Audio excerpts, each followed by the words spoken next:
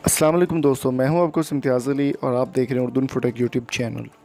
दोस्तों, आज की वीडियो में बात करने वाले एक बड़ी अहम एप्लीकेशन के बारे में जो आपको शर्मिंदगी से बचा सकती है। काफ़ी दोस्तों के साथ ऐसा होता है कि जब वो नमाज़ अता करने के लिए अल्लाह के घर में या मस्जिद में या कहीं भी तशरीफ़ लेकर जाते हैं तो मोबाइल को साइलेंट लगाना भूल जाते हैं, तो उनको प्रॉब्लम पेश आती है कि मोबाइल नमाज के दरमियान बोलने लग जाए या बेल आने लग जाए तो प्रॉब्लम होती है। तो आज की वीडियो में बात करने वाले हैं एक ऐसी एप्लीकेशन के बारे में जो आपको गूगल प्ले स्टोर से बआसानी मिल जाती है, और इसको डाउनलोड करके आपको ये होगा कि जब आप मस्जिद में नमाज़ अदा करने के लिए जाएंगे तो आपका मोबाइल ख़ुद ब खुद ही साइलेंट पे लग जाएगा। आप अपनी मकामी मस्जिद में हैं या जहाँ भी हैं, आपने टाइम इसका सेट करना होगा। यहाँ पर ये आपको एप्लीकेशन प्ले स्टोर से डाउनलोड करनी पड़ती है, तो इसके लिए आपको लोकेशन आपकी ऑन करनी होगी। इसका लिंक जो है आपका वो आपको डिस्क्रिप्शन में मिल जाएगा।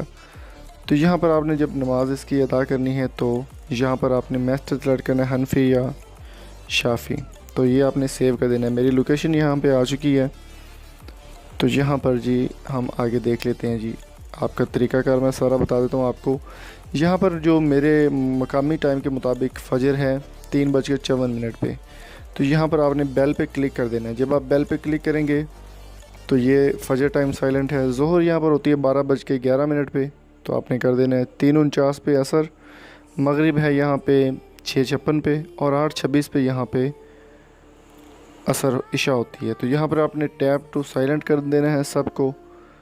तो जब भी नमाज़ अदा करने के लिए जाएंगे उस टाइम पर ये आपका मोबाइल ऑटोमेटिक साइलेंट पे लग जाएगा यहाँ पर उस टाइम के मुताबिक।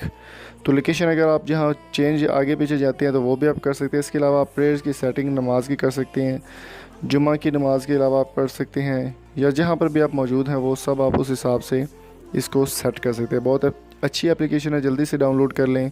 और अगर ये वीडियो आपको पसंद आई है तो चैनल को सब्सक्राइब करते हुए साथ में बेल आइकन को ज़रूर प्रेस कर दें। Thank you so much. अल्लाह हाफिज़।